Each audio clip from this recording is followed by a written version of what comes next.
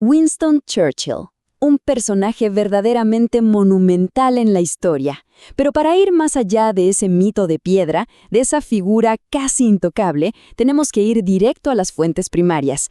Ese es justamente el objetivo de este análisis documental, ir a los hechos concretos para entender de verdad toda la complejidad que se esconde detrás de ese nombre. Y aquí surge de inmediato la gran pregunta: ¿cómo medimos realmente un legado histórico tan inmenso? Porque, a ver, los registros de la época nos obligan a hacer algo súper difícil: sostener en la mente de forma simultánea hechos que son totalmente contradictorios. Por un lado tenemos un liderazgo visionario que cambió el mundo y por el otro prejuicios con efectos devastadores. Es literalmente un ejercicio de equilibrio histórico.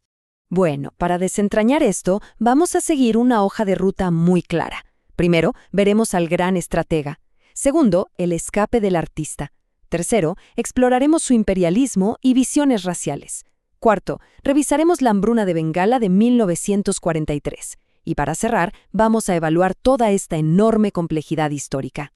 Así que, sin más demoras, entremos a la primera sección: el gran estratega.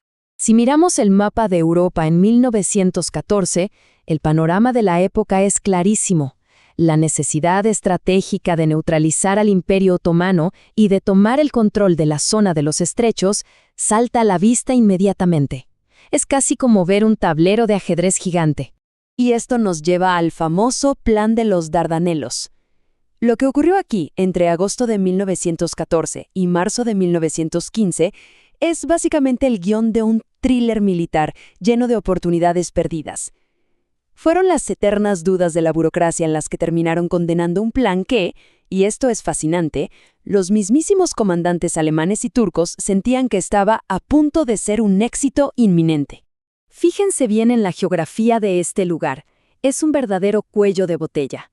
Capturar este punto tan angosto habría permitido tomar Constantinopla, abrir una línea vital de suministros para Rusia y, escuchen esto, tal vez hasta terminar la Gran Guerra ese mismo año, en 1915. Era una oportunidad estratégica de oro. Y esa capacidad increíble para ver el tablero mundial a gran escala no desapareció con el tiempo. Si adelantamos el reloj hasta 1946, en su famosísimo discurso en Missouri, vemos exactamente la misma visión. Con esa frase del telón de acero, esencialmente acuñó una terminología que definiría por completo la batalla ideológica de la Guerra Fría durante las siguientes décadas. Ahora bien, llevar todo ese peso estratégico sobre los hombros tiene un costo personal abrumador. Y eso nos lleva a nuestra segunda sección: el escape del artista. Para poder lidiar con una depresión profundísima, sobre todo después de la catastrófica campaña y posterior degradación por lo de Galípoli en 1915, este hombre desarrolló una identidad completamente secreta. Su faceta como pintor aficionado era un tema tan íntimo que hasta usaba seudónimos, nombres como Charles Morin o David Winter, solo para poder mandar sus obras de arte a las galerías sin que nadie se enterara de quién era. Y ojo, que esto no fue un simple hobby pasajero. Pintó más de 500 cuadros a lo largo de su vida. Imagínense eso, en su gran mayoría paisajes naturales. Incluso se llevaba sus materiales de pintura al frente occidental. Es un contraste asombroso, el líder implacable de la guerra encontrando un refugio mental vital al pintar la luz del sol y la tranquilidad de la naturaleza. Pero aquí es donde este análisis debe cambiar de lente, porque esa misma visión arrolladora del mundo tuvo consecuencias sumamente oscuras en la vida real.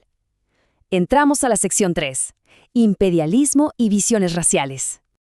Para entender esto de forma totalmente objetiva, hay que leer sus propias palabras. Fíjense lo que anotó el vicepresidente de Estados Unidos, Henry A. Wallace, durante un almuerzo en la Casa Blanca en 1943.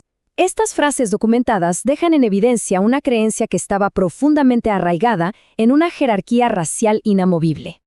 Esto nos pone directamente frente a dos perspectivas históricas sobre el Imperio Británico. Por un lado, tenemos a los partidarios que defendían el imperialismo casi como un acto de altruismo, un deber para proteger a las colonias. Pero, por el otro lado, está la firme crítica de que fue un crudo mecanismo de opresión que causó muchísimo daño al negar la igualdad de derechos y oponerse al autogobierno en lugares como la India o África. Y los documentos respaldan este lado crítico de una manera muy clara. Al revisar los registros, vemos un patrón constante. Desde oponerse a la autonomía de la India en 1935 y llamar sedicioso a Gandhi, hasta haber apoyado políticas de esterilización forzada años antes, en 1910.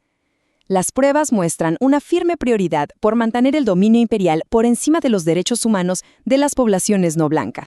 Las políticas basadas en este tipo de visiones jerárquicas nunca se quedan solo en el papel, tienen impactos trágicos en el mundo real. Y vaya que los tuvieron. Esto nos lleva a nuestra cuarta sección, la hambruna de Bengala de 1943. 3 millones. Hay que detenerse un segundo a dimensionar esta cifra.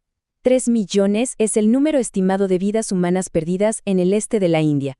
Este dato fundamenta la incomprensible magnitud de esta tragedia en registros históricos innegables.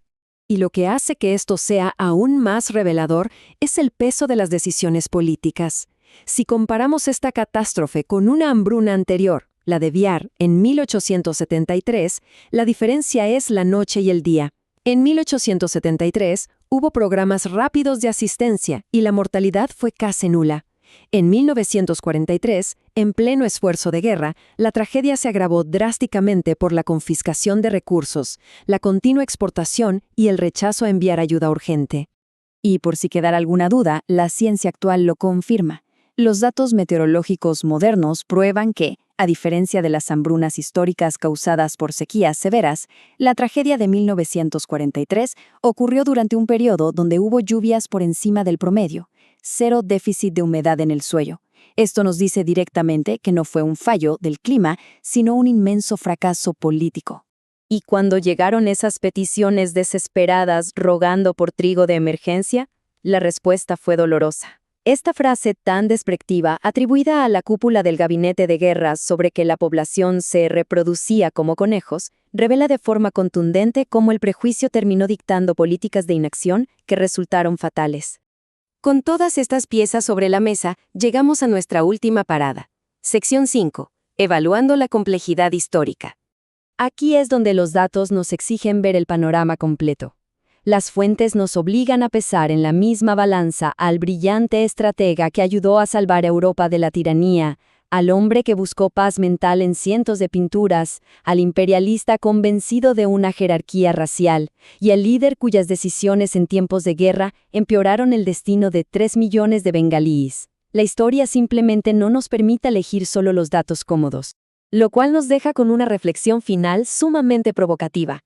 ¿Cómo podemos siquiera intentar equilibrar esa genialidad innegable con puntos ciegos tan catastróficos? Y quizá lo más importante, ¿puede verdaderamente una sola narrativa histórica llegar a capturar alguna vez el peso total, brillante y profundamente contradictorio de semejante legado?